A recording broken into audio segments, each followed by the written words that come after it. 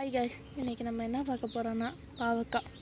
First இடத்துல பாவக்காய் தான் பார்க்க வந்தோம். அழகாக பாருங்கள், 2 இங்கே ஒன்று இருக்குது பாருங்க.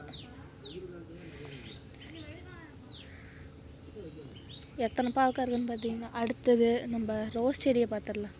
பாவக்காய் அடுத்த வாரம் பொறிச்சு குழம்பு வச்சிட வேண்டியது தான். ரோஸ் செடியை பார்த்துடலாம் வாங்க. நானும் ரோஸ் செடிக்கிட்ட போகிறதில்ல, சரி பார்க்கலான்னு வந்து பார்த்தா ஒரு குட்டியாக ஒரு மொட்டு இருக்குது. ஏற்கனவே இதுலேருந்து 4 பூ பெருசாச்சு. அடுத்தது ஒரு மொட்டு இருந்துச்சு. இங்கே பார்த்தா இங்கெல்லாம் இல்லை, மட்டும் ஒரு அழகாக ஒரு மொட்டு இருந்துச்சு. இங்கே தெரியுதா? இதோ மொட்டு. அடுத்தது கருவேப்பிலை பார்க்கலாம். கருவேப்பிலை பார்க்க வந்தால் நல்லா வளர்ந்துருந்துச்சுங்க. இங்கே பாருங்கள், குட்டி குட்டியாக நிறையா வந்துருந்துச்சு பாருங்கள். எத்தனை நாற்று இருக்குது பாருங்கள்.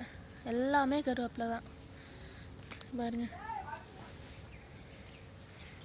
எல்லாமே கருவேப்பிலை தான். இது வரைக்கும் பாருங்கள் எவ்வளோ தூரம் வளர்ந்துருக்கு பார்த்தீங்களா. எல்லாமே கருவேப்பிலை தான்.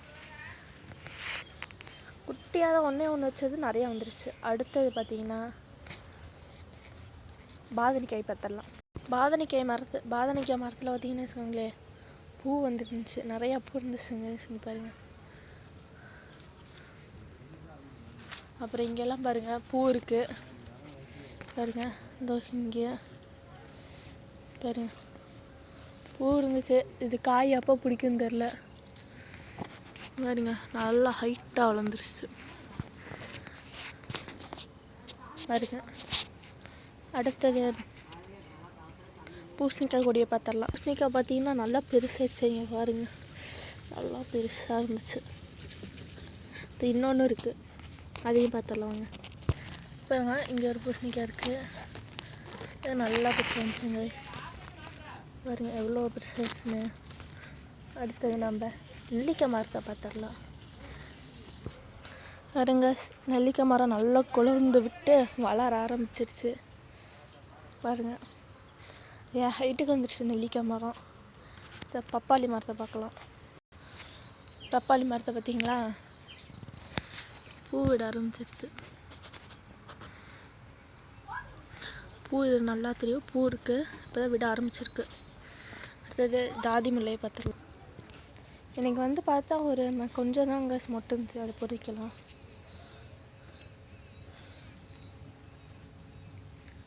பாருங்க.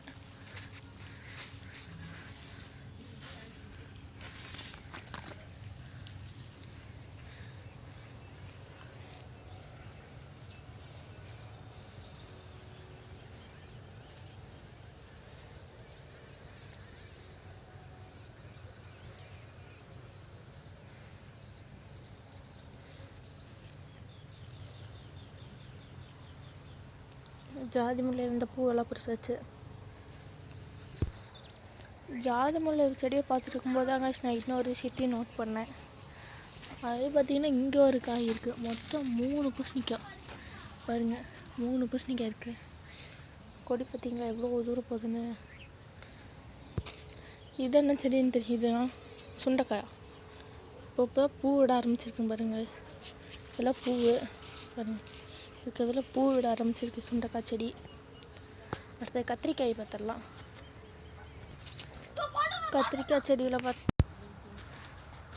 கத்திரிக்காய் செடி பார்த்தீங்கன்னா பாருங்க, கத்திரிக்காய் இருக்குது. எங்க கத்திரிக்காய் இதான் சார். அப்படியே பக்கத்து வீட்டுக்கார தம்பியை வந்துட்டு கத்திரிக்காயெலாம் இருக்கா அப்படின்னு பேச ஆரம்பிச்சிட்டான். வீடியோவில் வந்திருக்கும் பாருங்க. மல்லிகைப்பூ செடியை பார்க்கலாம். பார்த்து ரொம்ப நாள் ஆச்சு. நானும் மல்லிகைப்பூ செடியை பார்த்துக்கிட்டே இருக்கேன், வளர்ந்துக்கிட்டே போகுது, ஆனால் பூவை விடல. அப்போ தான் நான் ஒன்று பார்த்தேங்க பாருங்க. ஒரே ஒரு மொட்டு இங்கே பாருங்க. இங்கே ஒரே ஒரு மொட்டு இருக்குது, ஒன்றே ஒன்று தான் இருக்குது பாருங்க. பூ எவ்வளோ பெருசு இருக்குது பார்த்தீங்களா. எவ்வளோ பெருசாக வளர்ந்துருச்சு பாருங்களே.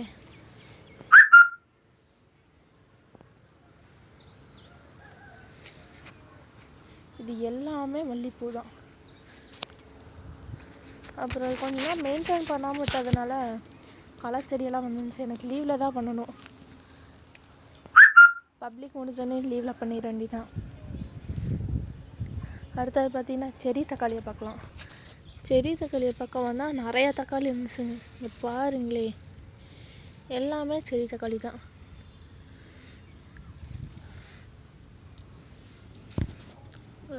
ரெட்டாக தெரியுது, எல்லாமே செடி தக்காளி தான். பாருங்க, இங்கெல்லாம் நல்லாவே தெரியும்.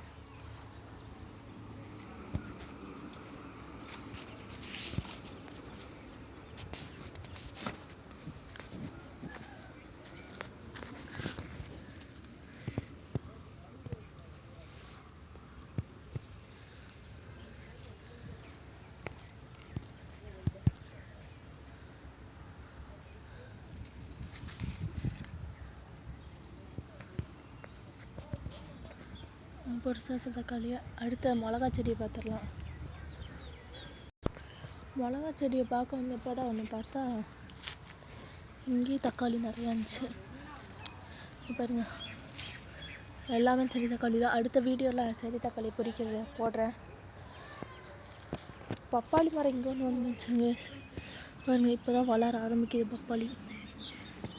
அடுத்தது மிளகாவை பார்த்துடலாம். மிளகா பார்த்திங்கன்னா பிஞ்சு பிஞ்சாக நிறையா இருந்துச்சு. பெருசாக இருக்கிறத மட்டும் பொரிச்சுக்கலாம். இங்கே ஒன்று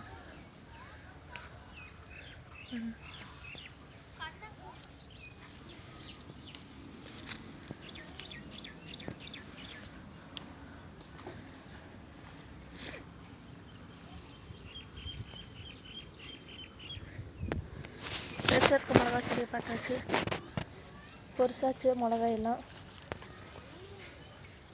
இதை பார்த்திங்கன்னா எங்கள் ஊரில் செடி தக்காளி இல்லைன்னா மிளகு தக்காளின்னு சொல்லுவாங்க. உங்கள் ஊரில் என்ன சொல்லுவாங்கன்னு மறக்காமல் கமெண்ட் பண்ணிடுங்க. இங்கே பாருங்கள்,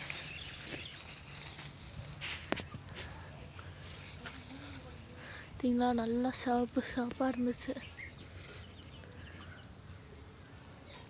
மறக்காமல் கமெண்ட் பண்ணிட்டு போயிருங்க.